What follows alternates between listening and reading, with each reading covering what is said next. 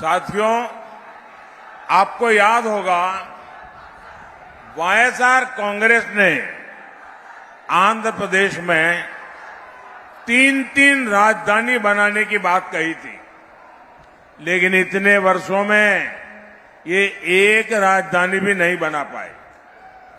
3 राजधानियों के नाम पर ये लोग बड़ी लूट के चक्कर में थे, लेकिन उसके पहले ही सरकार का खजाना खाली कर दिया है। ये लोग सिर्फ करप्शन मैनेज कर सकते हैं, फाइनेंशियल मैनेजमेंट वाईएसआर कांग्रेस के बस की बात नहीं है।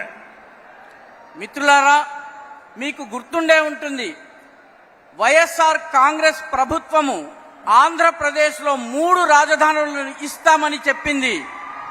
కానీ ఇన్నేళ్లలో ఒక్క రాజధానిని కూడా ఇవ్వలేకపోయింది.